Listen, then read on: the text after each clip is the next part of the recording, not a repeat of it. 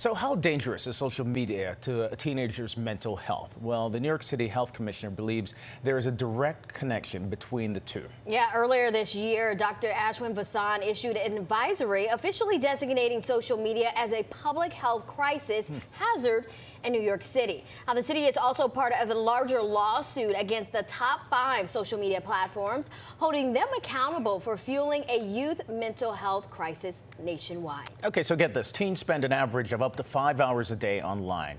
So what can parents do?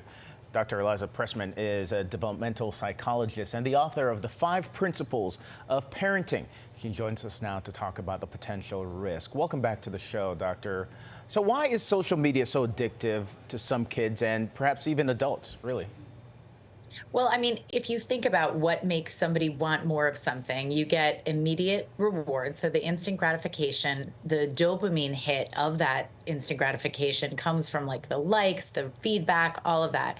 You get social validation. You also question yourself. And one of the things that makes people addicted is the lack of predictability, like you're looking for the next hit. So you're waiting for some comment, you're waiting for more likes, you're waiting for more views. It's really built to kind of engage that part of us. And now if you're an adolescent, you are more susceptible to wanting dopamine hits, which makes sense. And we could just look at how adults behave around social media and know, myself included, like I could get lost kind of going down a vortex. I know. We call it the rabbit hole, late at night when you're scrolling and then it's like, oh, it's 2 a.m. Look at that. So, doctor, tell us, how are teenagers' mental health impacted by social media?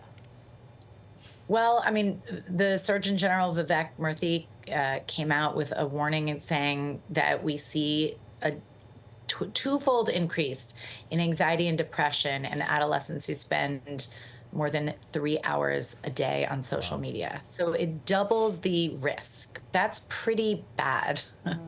And then we know that already we're talking about an age group that's vulnerable to mental health challenges and super vulnerable to caring what other people think. And now you've got this platform that basically does all of that for you. It engages the part of you that's feeling insecure. Do I fit in? How do I look? Am I perfect enough?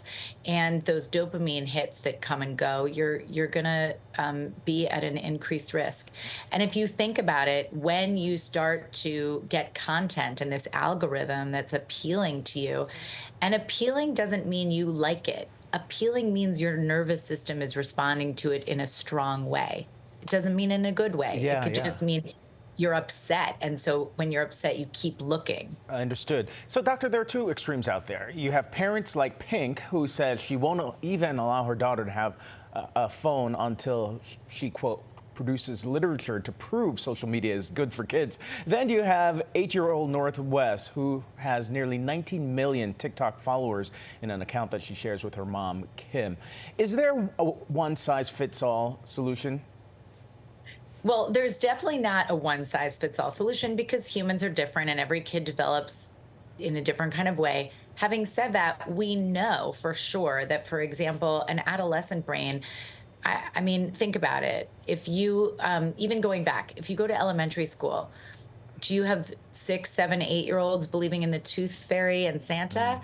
That means they still believe in fantasy, and that is developmentally appropriate. That matches where their brains should be. It also means that things getting thrown at them on social media are going to be even more believable. And we have a disinformation and misinformation problem to begin with.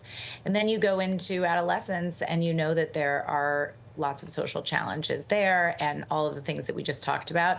So I would say, look at your kids' skills. How are their self-regulation skills? Do they have impulse control? You're wanting to look at that. But also we know for sure you're not going to have skills for this in elementary school.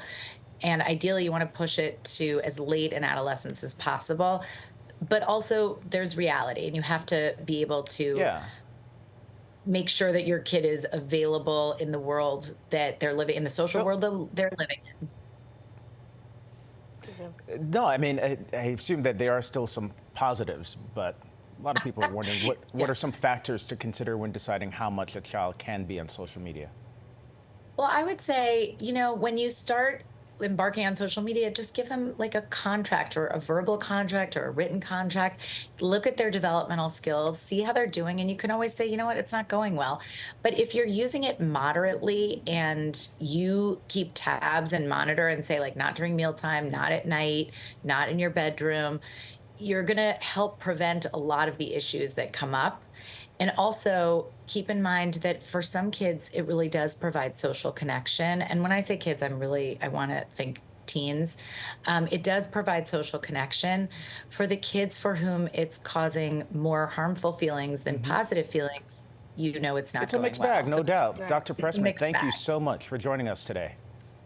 And for Thank more you. parenting tips or to purchase the 5 Principles of Parenting, go to the website on your screen or follow Raising Good Humans podcast on Instagram.